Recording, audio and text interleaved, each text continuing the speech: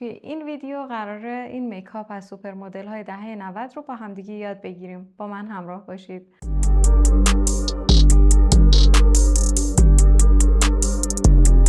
سلام، من سولماس هستم، میکاپ آرتیست، و توی این ویدیو میخوام یکی از میکاپ هایی که میکاپ آرتیست معروف هنگ ون گو انجام داده رو انجام بدم. امیدوارم که دوست داشته باشید، با من همراه باشید. خب من پوستم رو آماده میکاپ کردم، فقط قبلش از این میست ماریو باتسکو استفاده میکنم که یه ذره آبرسانی بیشتری به پوستم بدم.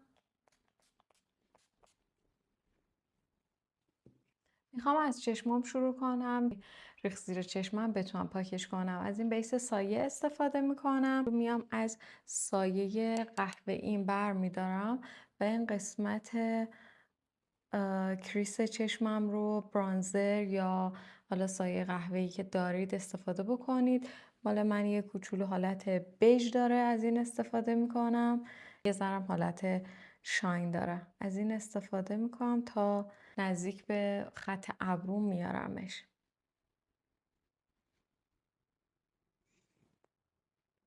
وقتی سایه‌مو برمیدارم مستقیم نمیزنم، یه کوچولو پشت دستم خالیش میکنم که باعث نشه لک بشه. و این رو توجه بکنید تا پایین نمیارمش، سعی میکنم همینجا تمومش بکنم به این صورت. حالا میام از برانزرم استفاده میکنم. برانزرم از این برانزر انگلات هستش، یه کوچولو بر میدارم. این هم یه ذره شاین داره و خیلی نیستش. از اینجا دوباره شروع میکنم میزنم و یه حالت کات کریس بهش میدم.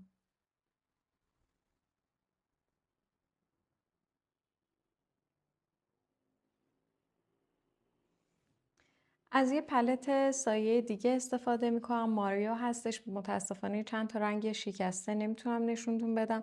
این رنگ قهوه‌ایش هست که میخوام ازش استفاده بکنم. کامل دیگه پودر شده دیگه، یه جوری شکسته به این صورت.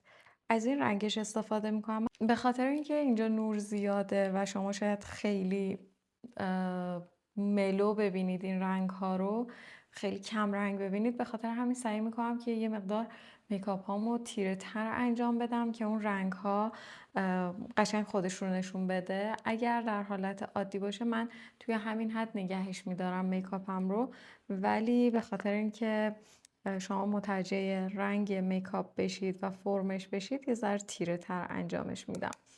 یه ذره از این سایه بر میدارم و قشنگ حالت کات کریس میزنم.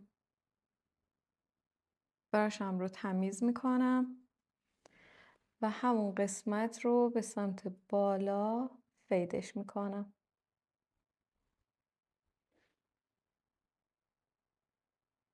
برای فید سایه‌تون هیچ وقت نیاید از براش‌های بزرگ استفاده بکنید، چون این براش باعث میشه که پخش خیلی زیادی پشت پلکتون اتفاق بیفته و هر چقدر که شما میخواید که از تیره به روشن ببرید این مرز رو کامل از بین میبره و حتی اون قسمتی که تیره ترش کردید اون هم فید میشه. به خاطر همین همیشه از یه براش کوچیک استفاده بکنید و دقیقاً اون لبه بیرونی که میخواید ببرید به سمت بیرون حالا یا داخل، فقط اون قسمت رو فید بکنید.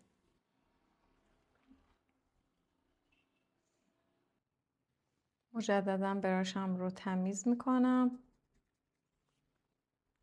و باز قسمت بیرونی ترش رو دوباره فید میکنم.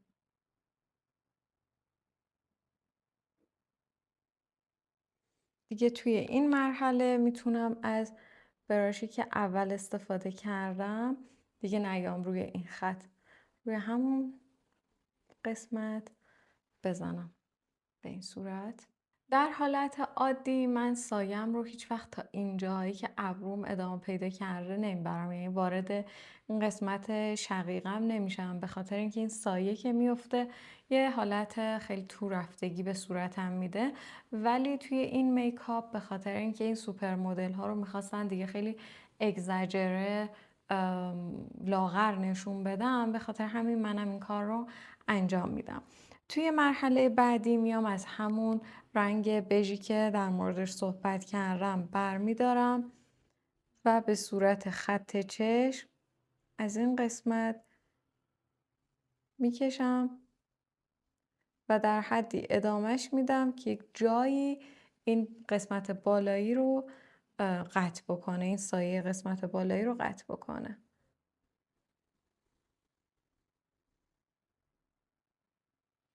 و یه خط فرضی به من بده که ببینم تو کدوم قسمت از چشمم باید برم بیرون. و بعد میام از همون قهوه‌ای که استفاده کرده بودم استفاده میکنم برای بن موژم. سعی میکنم یه کوچولو پهن بکشم این رو، به خاطر اینکه قراره که فید بشه، قرار نیستش که اینجوری بمونه. هر بار سعی میکنم که از روبرو خودم رو ببینم و اون حالت به قول معروف بت جقه‌ای داشت رو سعی میکنم کم کم حذفش بکنم، خیلی اون حالت رو نداشته باشه. قسمت داخلی چشمم رو هم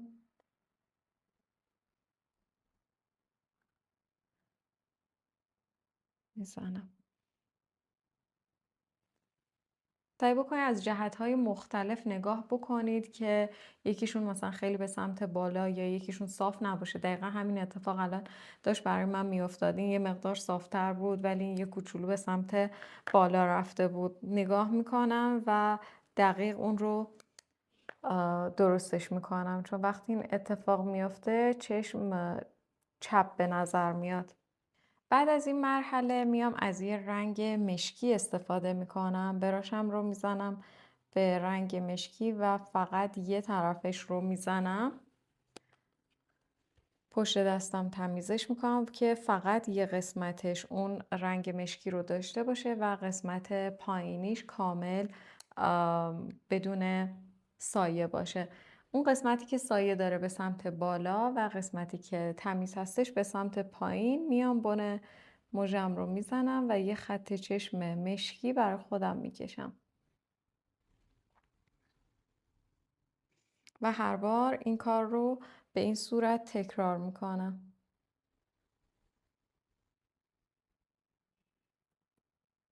براشم رو تمیز میکنم و وقتی میخوام بکشم به سمت بیرون یه ذره با احتیاط بیشتر این کار رو میکنم و خیلی محو این کار رو انجام میدم.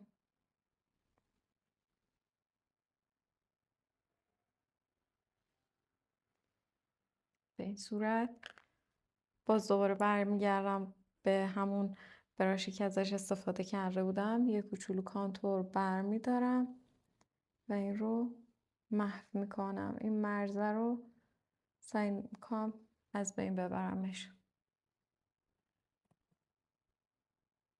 مشکیم خیلی کم برمیدارم و ابرومو میدم بالا، بن موژم رو میزنم.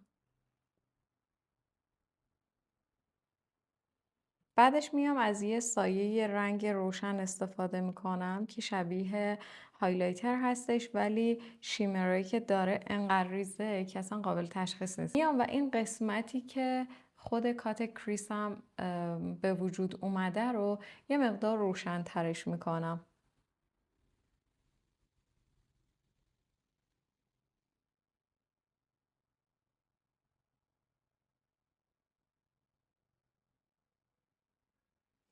ولی باید این روشن کردنه یه جوری باشه که خیلی این حالت خطی و به پشت پلکم نده. باید خیلی مراقب یه همچین حالت و اتفاقی باشم. قسمت بالایی میتونه خطی باشه، اون خیلی مشکلی نداره، ولی قسمت پایینش که به اون خط میرسه که خط چشم زدیم، اون حتما باید محو باشه. این مرحله قبل از اینکه برم سراغ پوستم یه ذره فرموژه میزنم که حالت موژه هام به اون حالت طبیعی خودش برگرده، چون وقتی بلافاصله ریمل میزنی یه ذره اونجوری حالت سیخ سیخی به خودش میگیره، خوشگل نیست. برای پوستم سعی میکنم که کامل زیر چشمم رو تمیز بکنم که اگر چیزی ریخته باشه یا شاینی چیزی باشه کامل پاکش بکنم. مجددا زیر چشمم رو آماده یه میکاپ کردم و میرم سراغ پوستم. توی این میکاپ سعی میکنم یه ذره کاور پوستم رو بیشتر از حد معمولی که اگر توی ویدیوها دیده باشید متوجه میشید که کاوری که من به پوستم میدم چقدر هستش. بیشتر از اون نرمال میخوام کاور بدم به پوستم. به خاطر همین از این کرم پودر نارس استفاده میکنم، شماره فیجی. یه ذره میزنم پشت دستم. این رو حواستون باشه، این که میگم کاور بیشتری به پوستم میدم به این معنی نیستش که یهو بیام از یک عالمه کرم پودر استفاده بکنم. میام باز از همون میزان کرم پودری که همیشه استفاده میکردم و با همون تکنیکی که همیشه من میزنم استفاده میکنم. یه ذره بر میدارم، شروع میکنم صورتم رو کرم پودر میزنم.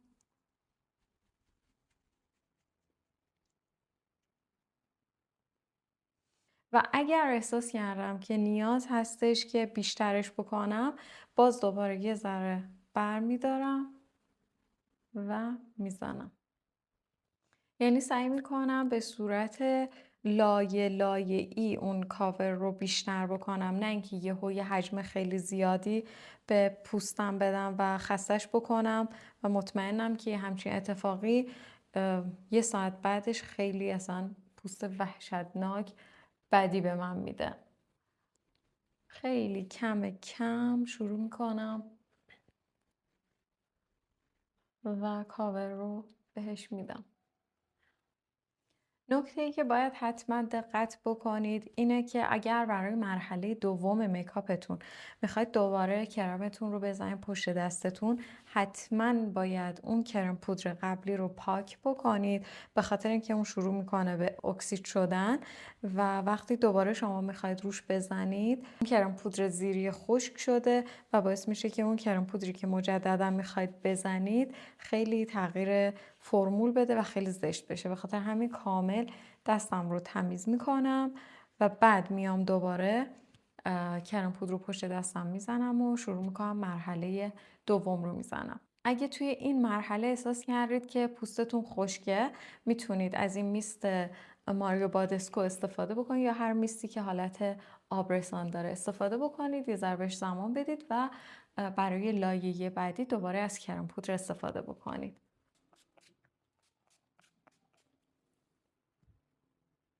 سعی بکنید انقدر بهش زمان بدید که خودش جذب بشه تا اینکه هی بخواید باد بزنید صورتتون رو. من الان که دارم باد میزنم به خاطر تایم ویدیو هستش، ولی سعی بکنید اجازه بدید خودش جذب بشه که اون رطوبت کامل وارد پوستتون بشه. مجددا میام کرم پودرم رو میزنم پشت دستم، پخشش میکنم کامل و دوباره از براشم استفاده میکنم و میزنم. باز هم میتونید شما دوباره از این میست استفاده بکنید، یعنی اصلا تو هر مرحله کرمی که دارید استفاده میکنید میتونید از این میست استفاده بکنید، ولی من احساس میکنم که اون آبرسانی کامل رو به پوستم دادم، فعلا نیاز نمیبینم که مجدد ازش استفاده بکنم. میرم سراغ کانسیلر. کانسیلرم رو برمیدارم پشت دستم میزنم. از این گلو رسیپی استفاده میکنم، این رو هم میزنم بهش. اینها رو ماساژ میدم، خیلی سریع میزنم زیر چشمم. دوباره که میخوام بزنم قاطیش میکنم و میزنم. سعی میکنم فشار دستم خیلی کم باشه که لایه های زیری رو اصلا تکون نده.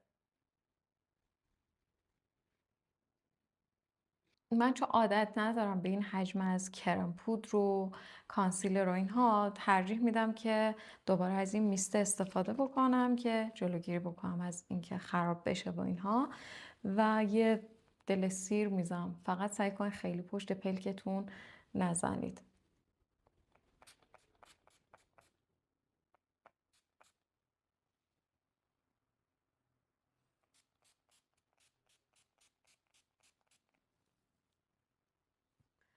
تا صورتم خشک میشه یه ذره ابروهام رو حالت میدم، فقط حالتش رو نباید خیلی ببرم بالا، سعی میکنم توی همین حالت نگهش دارم که به اون خود اصل میکاپ پایبند باشیم. من خیلی اصلا دوست ندارم که ابروامو داخلش رو پر بکنم یا فرمش رو عوض بکنم، فقط در همین حد دوست دارم که فقط مرتب بشه. میخوام که از پودر بیک استفاده بکنم، یه ذره صورتم رو خشک بکنم.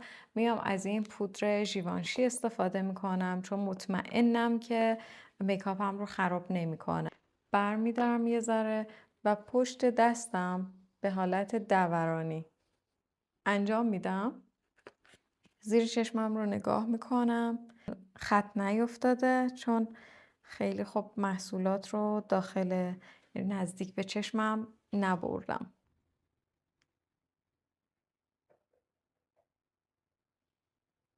توی این میکاپ لازمه که پوستتون مات باشه، به خاطر همین نمیخوام که این گلوی بودن پوستم رو نگه دارم، پس خشکش میکنم. البته خشک کردن پوستم هم اونطوری نباشه که یه حالت خیلی عجیب غریبی بخواد به پوستم بده و پوستم رو پیر نشون بده، در همین حدی که فقط حالت گلوی بودن رو از پوستم بگیرم. حالا میام با یه دونه براش یه ذره از پودر رو بر میدارم و کل پوستم رو میزنم.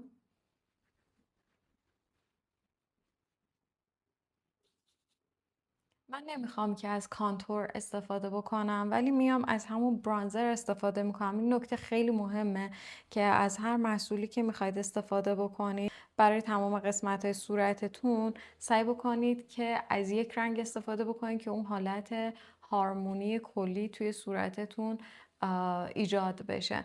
من میام از همون براشی که برای پودرم استفاده کردم برمیدارم، یه ذره از اون برانزری که استفاده کردم رو برمیدارم و شروع میکنم یک گرمایی رو به صورتم میدم، ولی خیلی خیلی کم این کار رو انجام میدم که زیاد نباشه که صورتم رو خیلی عجیب غریب نکنه. برای این قسمت هم یه ذره میزنم.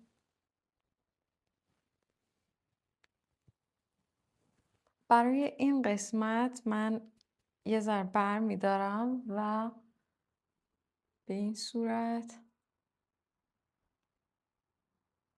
میزنم. سعی میکنم قسمت شقیقم رو بزنم چون اون قسمت سایم رو باید یه مقدار محوش بکنم، نباید خیلی اون حالت چیز رو داشته باشه که انگار مثلا یهویی قطع شده. به خاطر همین میام و این رو به این صورت میزنم. برانزر رو یه ذره میارم پایین تر.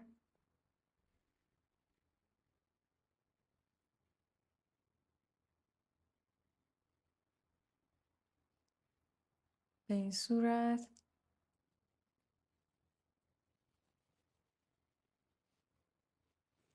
یه تاچ خیلی کم به این قسمت میدم و بعد میام سراغ کانتور بینی.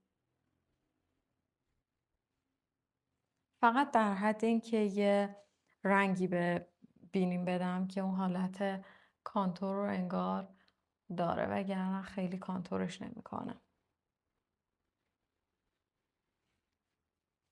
این قسمت ها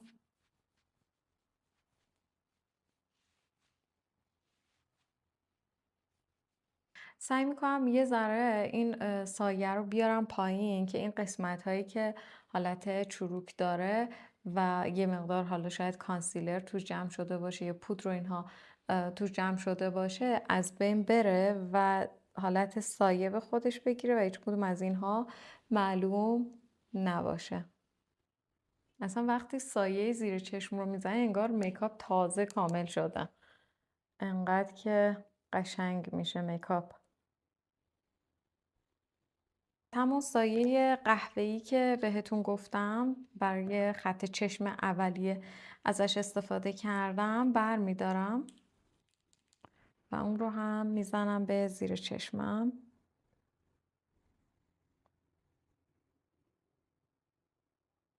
قهوه‌ای رو به این قسمت هم بیشتر میزنم که وقتی به سمت بیرون داره میره یهویی از یه حالت یه ذره روشن نره به تیره.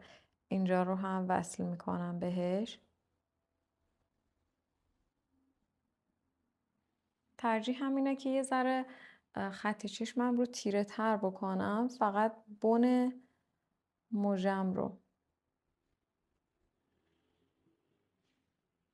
به این صورت. احساس کردم اینجوری خیلی بهتر شد و واقعا بهتر شد، اصلا چشام یه جونی گرفت. از یه مداد مشکی استفاده میکنم و بن مژه بالاییم رو سعی میکنم مشکی بکنم.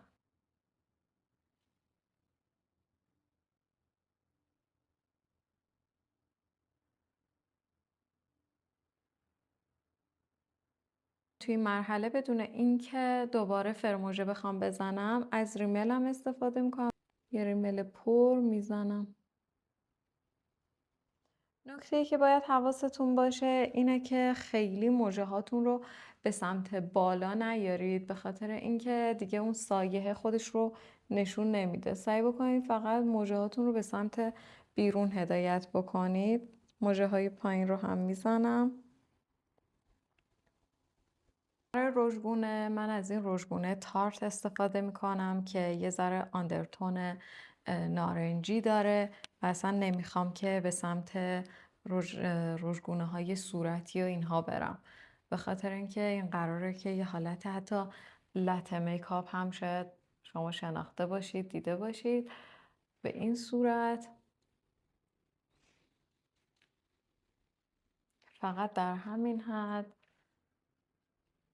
این قسمت رو میذارم که هارمونی داشته باشه.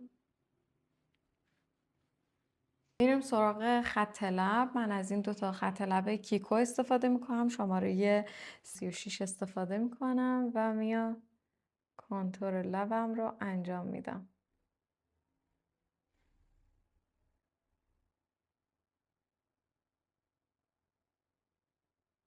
خیلی خیلی کم این کانتور رو انجام میدم.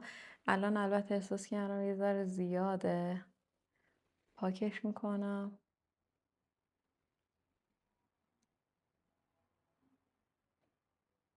و میام خط لبم رو میکشم.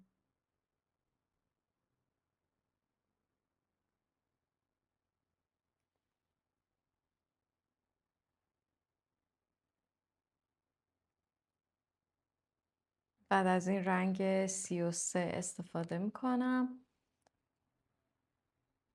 این خط لبا انقدر نرمه، انقدر حس خوبی میده که واقعا من نظرم اصلا کلا در مورد اینکه همیشه خط لب وقتی به کل لبتون میزنید خیلی حالت خشکه، خیلی حالت عجیب غریبی به لب میده، این واقعا نظر من رو عوض کرد. البته این مدل کیکو و میکا فوراور، خب همتون که میشناسیدش.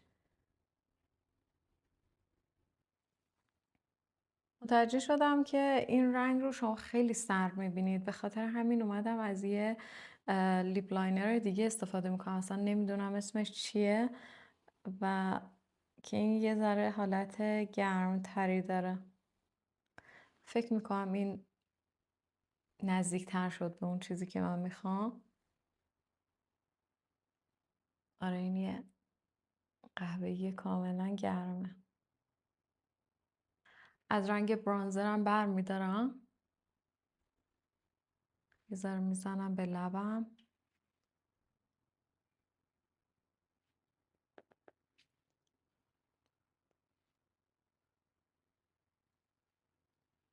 فکر میکنم اون رنگی که میخواستم در اومد.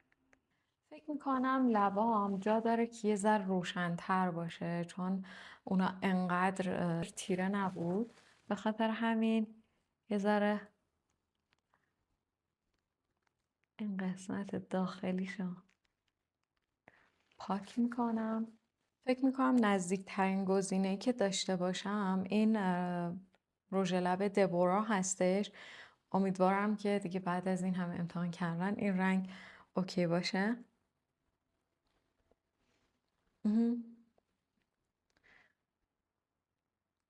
فکر میکنم به اون رنگی که میخواستم رسیدم. یه ذره با سایه سفید این قسمت داخلی رو روشن‌تر کردم و سعی کردم خط لبم رو حفظ بکنم چون مدل ها به این صورت بودن. برم موهامو درست کنم برگردم. این هم از ویدیوی ما. امیدوارم که دوست داشته باشید. اگر دوست داشتید لایک بکنید، کامنت بذارید برای من و اگر دوست داشتید کانال من رو سابسکرایب بکنید. مرسی که تا اینجا نگاه کردید. خداحافظ.